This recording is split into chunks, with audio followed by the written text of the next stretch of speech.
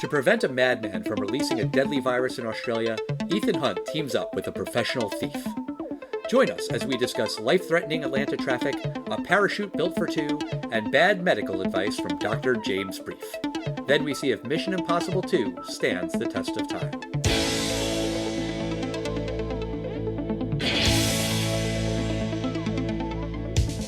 Test of time, James and Alan have their say. Do the movies you love still hold up today?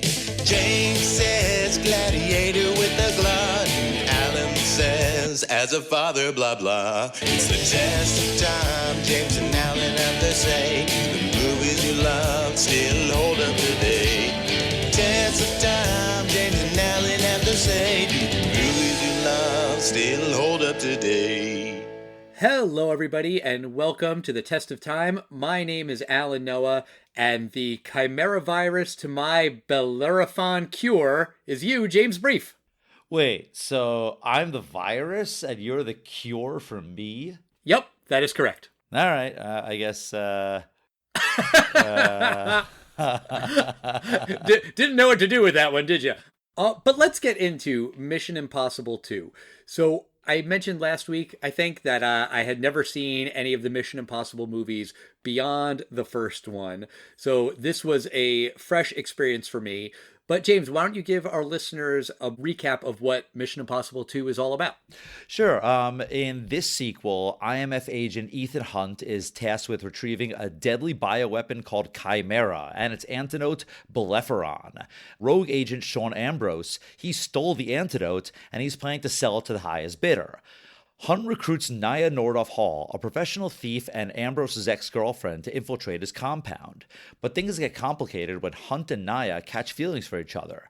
Hunt breaks into Biosite, the lab where Chimera was created, to destroy the virus once and for all. But Ambrose interrupts him, and Nia injects herself with the last dose of Chimera. To get the antidote, Hunt attacks Ambrose and his men, escapes with the antivirus, and gives it to Nia just in time. Oh, and Hunt kills Ambrose after a very long fight on the beach. Right. So this movie had to have done well at the box office, just like its predecessor, because there's a Mission Impossible 3, 4, 5, 6, 7, and 8. Yeah, this film was a huge success. This film came out on May 4th, 2000. It's a $125 million budget.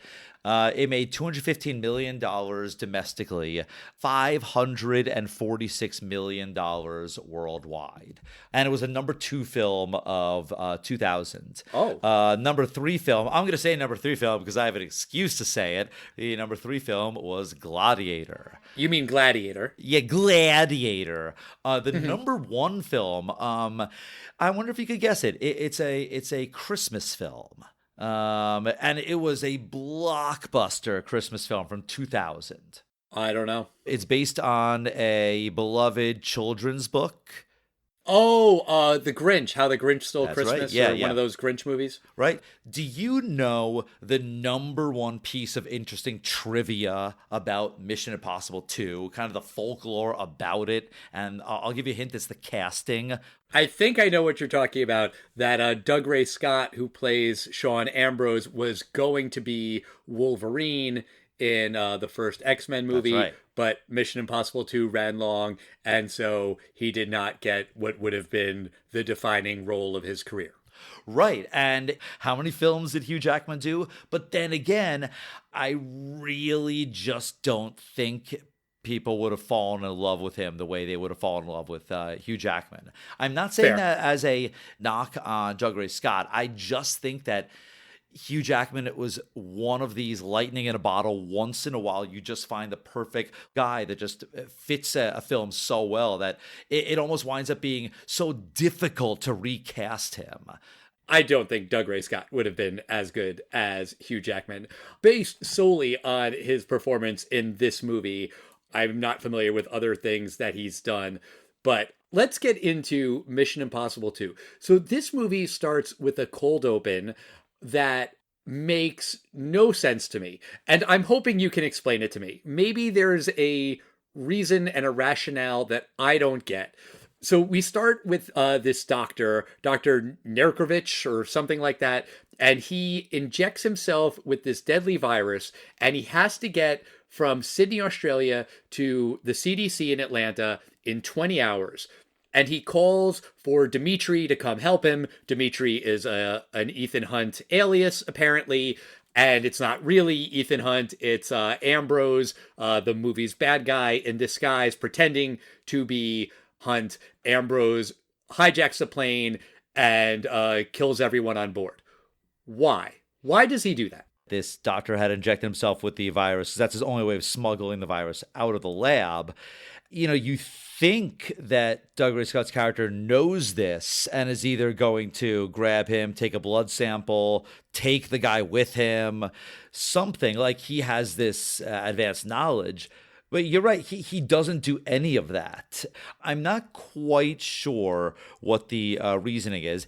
As an opening, it raises the stakes. It's here's a terrorist who's willing to kill hundreds of innocent people. If you're going to establish that this is a real bad villain, pretty good way of doing it.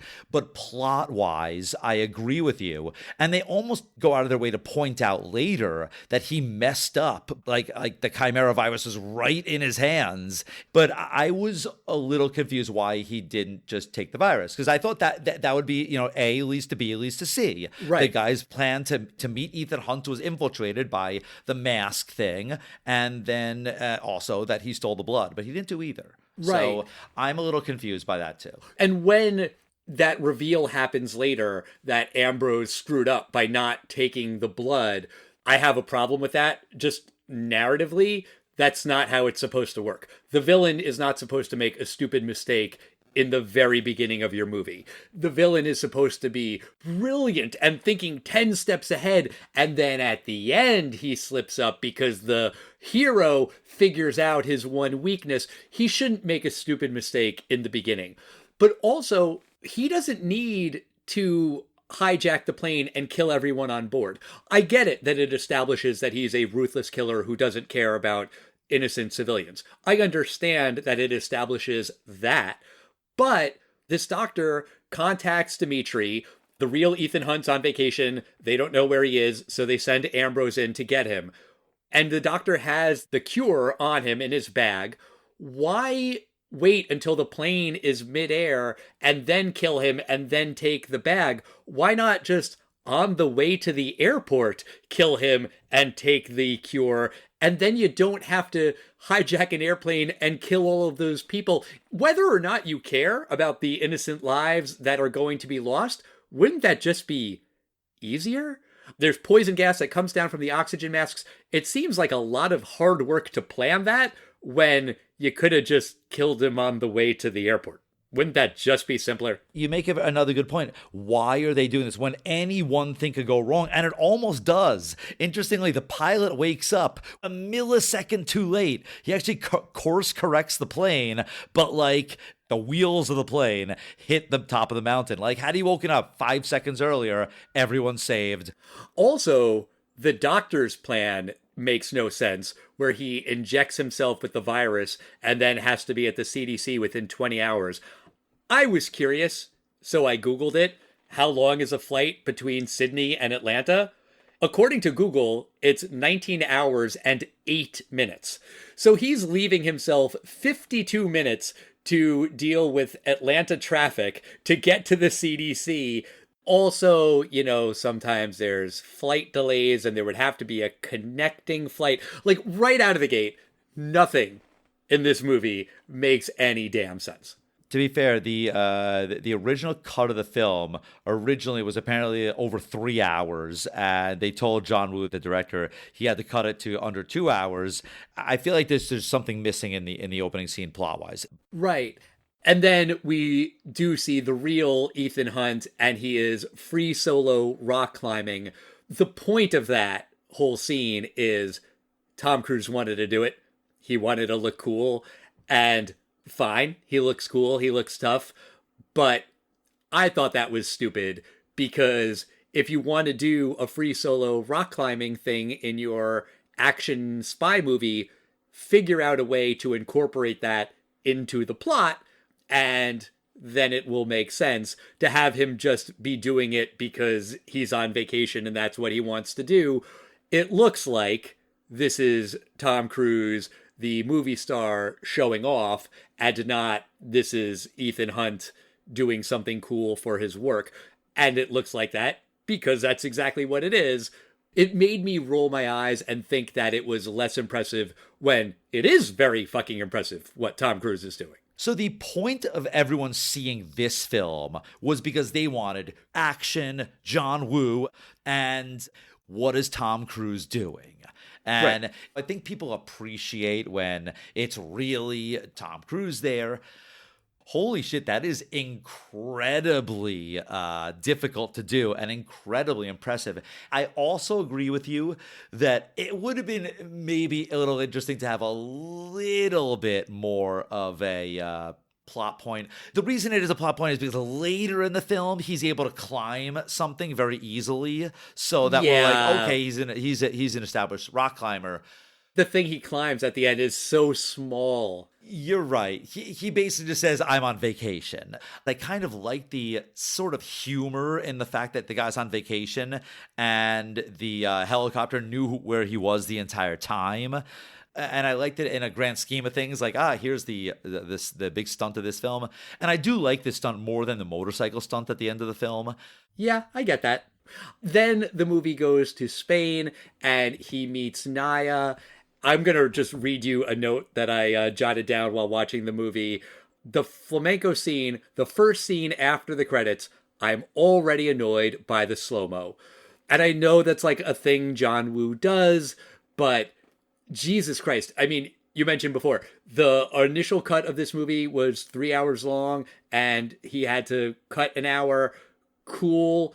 Also, I mean, was it just more slow-mo? Did he lose scenes and plot points? Or was it just even more slow motion? I can't stand it. I hate it. It takes me out of the movie. But Hunt is recruiting Naya. They fall in love. And I'm making air quotes when I say it. And God damn it. It's so stupid. They're hot. They're attractive people. They fall into bed together. I get that. I totally understand why they would be attracted to one another. But they seem to be madly, deeply in love after, what is it, like a day or two?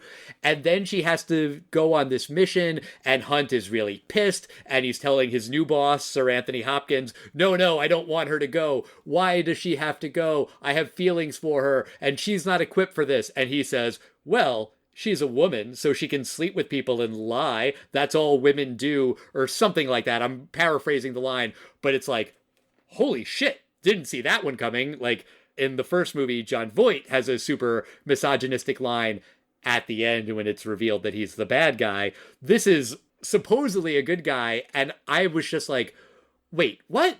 I'm confused about how they're in love. I'm confused about why she's going into this mission. I just don't get it. Like, nothing makes sense. Tandy Newton is, I mean, she's stunningly gorgeous in this film. Sure. There would be a reason why Ethan Hunt might want to kiss her, but you're right. There is more of a love here. You're right. It's not explained.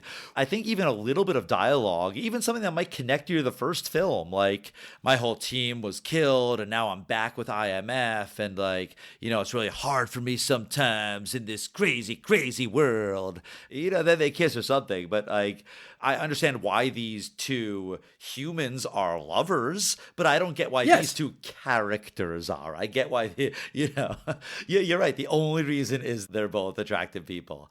Right. And then so much of what happens next is built around Hunt being super, super jealous of Naya because she goes back to her ex-boyfriend Ambrose and they're sleeping together, and Hunt feels like that can't be, you know, because she is now his girl, and so his girl can't be with this other guy.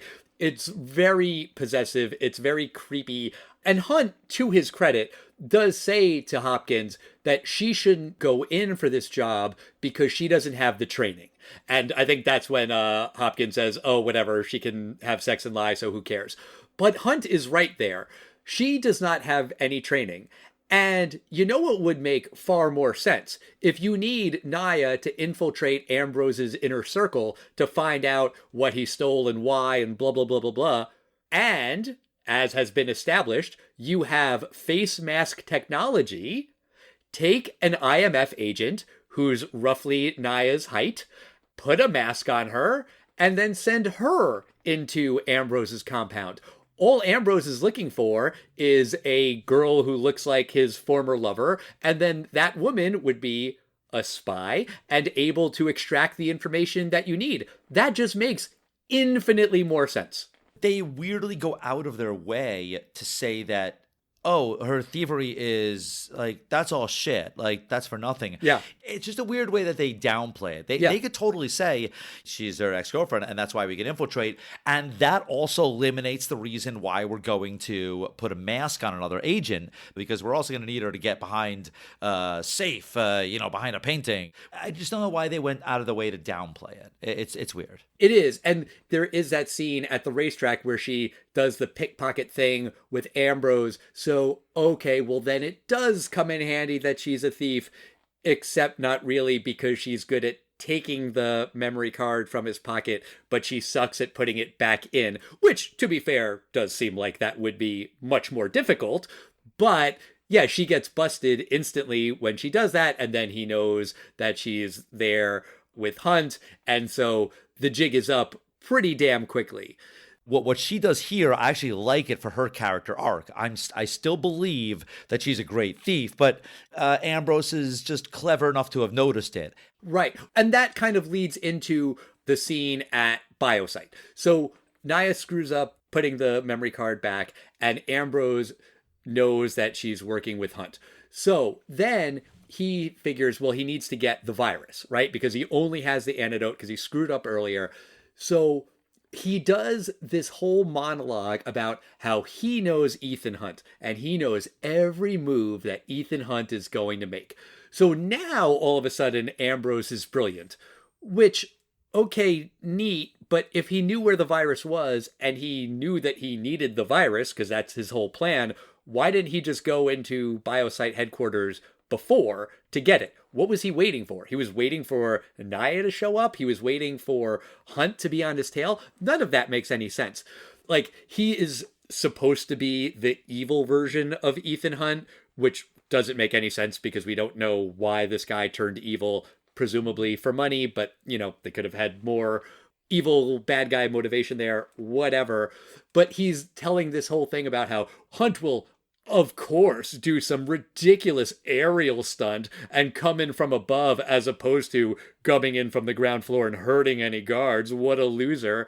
I mean, I haven't seen the other Mission Impossible movies, but I've heard that a lot of them do have these aerial stunts. So it does feel a little bit weird that this guy is saying it in the second movie, when for us, the audience, we've only ever seen Hunt do one aerial stunt, kind of diving from above. He does the same thing here. But also, Ambrose's plan is dumb because Hunt has plenty of time to get rid of all the virus. The only reason that Ambrose is able to take that last vial, or I guess Naya is able to inject it into herself, is because Hunt is just very slowly moving around the lab, getting rid of it. If he had been a little quicker, end of story. Also, the sheer fact that this company is making this deadly virus also doesn't make any sense. Hunt gets the head of the company to confess and explain why they did it, and it's the stupidest confession ever. The guy even literally says, "I confess," which is not a thing people say when they are confessing. But he basically says that they needed to create this super deadly virus so that they could market a cure for the virus. I mean, what? That is the stupidest fucking thing ever.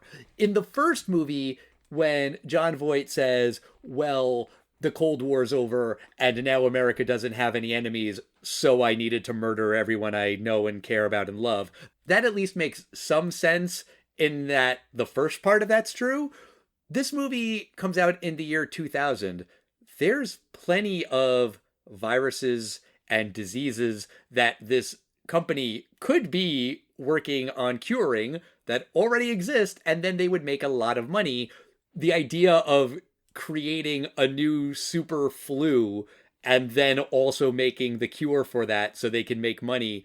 That's so dumb. How about just cure the regular flu? There is no cure for the regular flu. Why not do that? I actually thought it was something interesting because there's ideas of using viruses to do like gene therapy and these kind of things. So there is the idea that a company can make a virus. That's perfectly reasonable. Specifically to market its cure? No. I mean, that would be an evil thing to do. But I mean, there certainly could be a reason why a company makes a virus. And I thought he was even going to go here. He was going to be like, well, we were making it for cancer research. And then we found it was actually pretty deadly. We were going to eliminate it. Like, that would even be a cool opening scene. The doctor with morals is like, no, we have to destroy this now. And then they're like, well, this would be so deadly. I mean, I guess if we made the cure, we'd make billions, but so many people would die. But of course, I'm now going to destroy this vial, sir. And then it wouldn't be that cheesy, but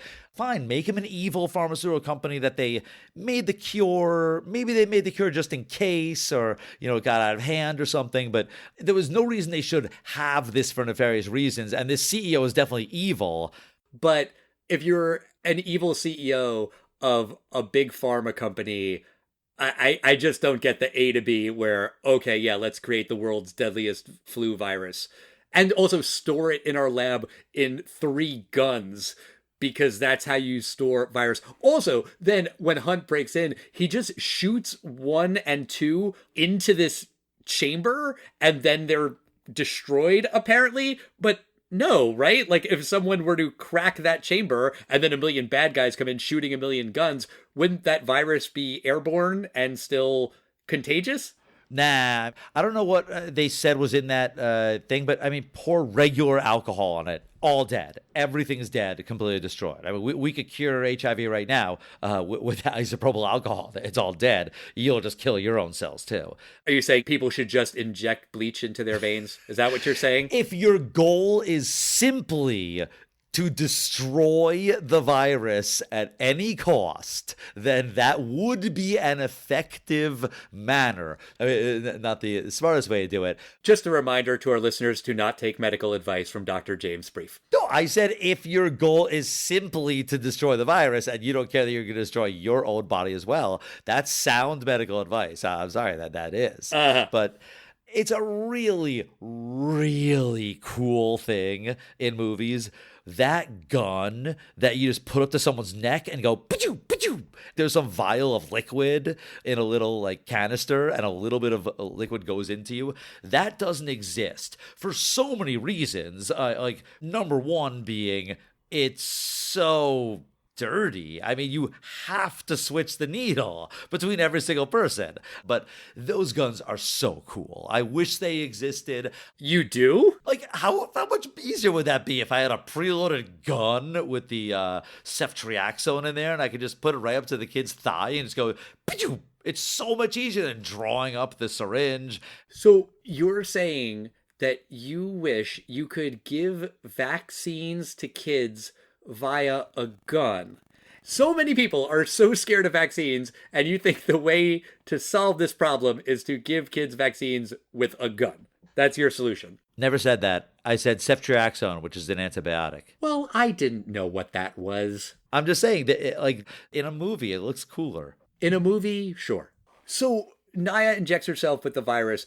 Hunt says, just stay alive, I'll find you. He blows up a hole in the wall and then jumps out, leaves her with this deadly virus when he has a huge parachute that definitely could have held her. She looks like she's 105 pounds max. Right. I don't know why he didn't just grab her. I mean, if it's life or death, like, throw off all those clothes, Ethan, and tell her, just for life or death purposes, you got to throw off all your clothes too. Clothes don't weigh that much. But the movie ends with this full assault on Ambrose's compound, or maybe it's a biosite facility or whatever. It is long and it is slow. And by that, I mean there is a lot of slow motion in this scene. And there's a part where Hunt captures one of Ambrose's henchmen and puts an Ethan Hunt mask on him, and then Ambrose kills him and then realizes that he didn't really kill the actual Ethan Hunt. He killed his own guy.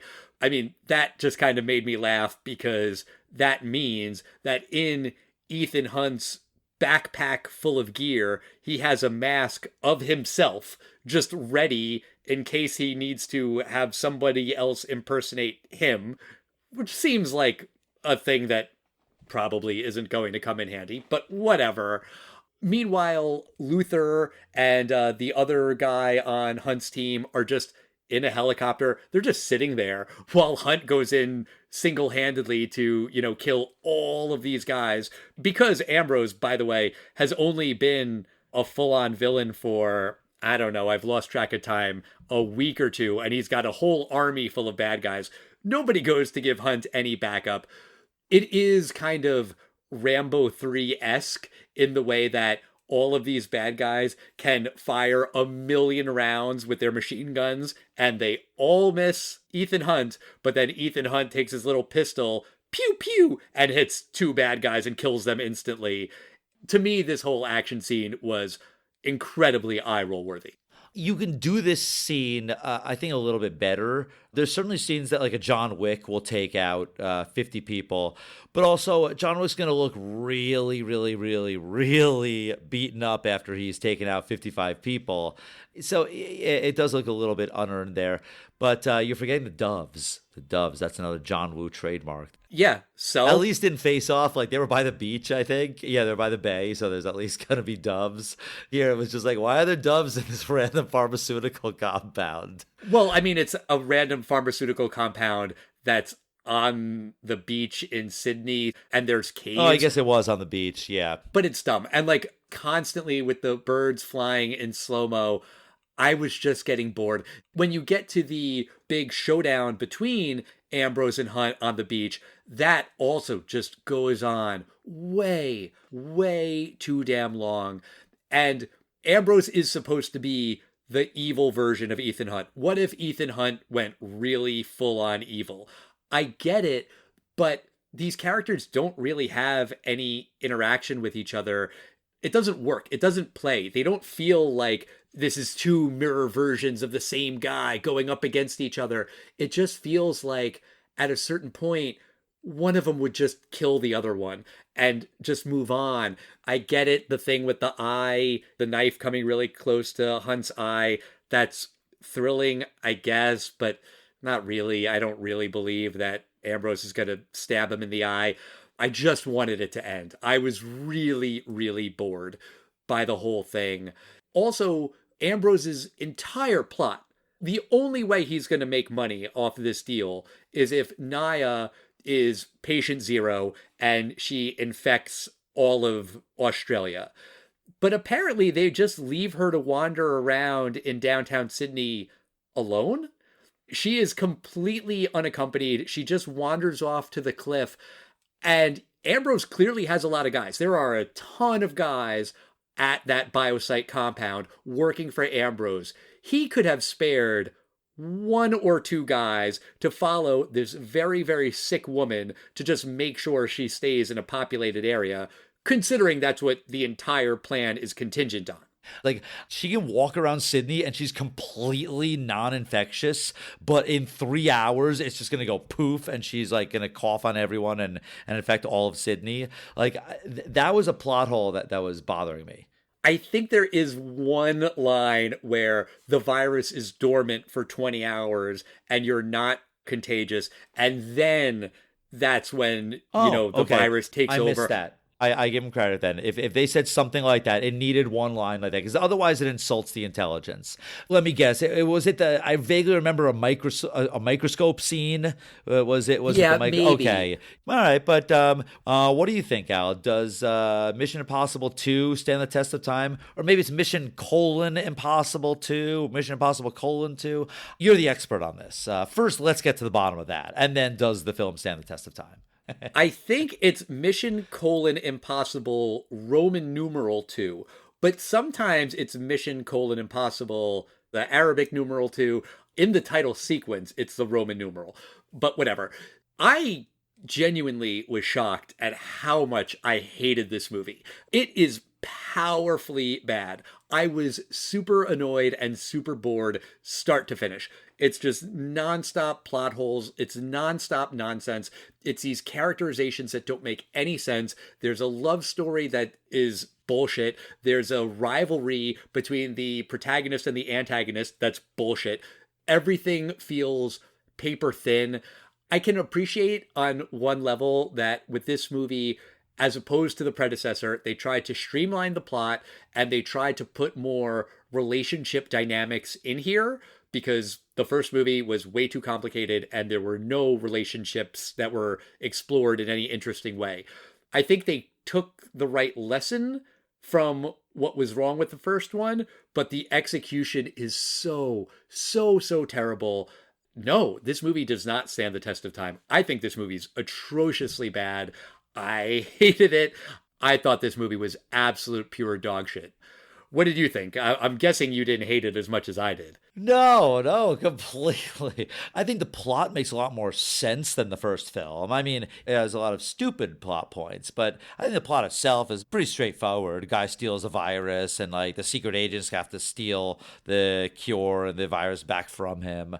I like the Tom Cruise look in this film. He's got that early 2000s long hair Tom Cruise look. I think it's just kind of cool for Ethan Hunt. I like that Ethan Hunt is working with IMF. I read a piece of interesting trivia because I have not seen all of the films, but this is apparently the only film he is working with IMF. I think that would have been an interesting 3-hour film. I don't think they should have released a 3-hour film, no. But I think most of the things you have a problem with are possibly answered in the 3-hour film. You didn't say anything about the music. The music is different. Hans Zimmer does the score here. There's a lot of like electric guitar. Did you see what Hans Zimmer wanted for the soundtrack? No. What did he want? So he felt that because this movie is at least supposed to be a love story, he felt like the bands that were going to be on the soundtrack should be female musicians. And what did they do instead? Metallica and Limp Bizkit. So they did not listen to Hans Zimmer's advice. That's interesting. I think it's kind of a throwaway action film. It's a decent action film. I don't think it's that bad. I think it's got a lot of problems. I'm going to say this film, it doesn't stand the test of time, although I like this film better than the first film, actually. I did in terms of the plot. There's some things that are more sloppy, but I like this film certainly better than you did. Sure. So that's going to do it for us this week. I'm a little worried about next week, but I committed to doing a trilogy. We will watch Mission Impossible 3. We will talk about it next week. Don't miss that episode. Make sure you're subscribed on Apple Podcasts or Spotify, YouTube, or wherever you listen. Write to us at Test of Time Pod on Facebook, X, Instagram, and Threads. We love hearing from you, and we'll see you next time, everybody. Bye.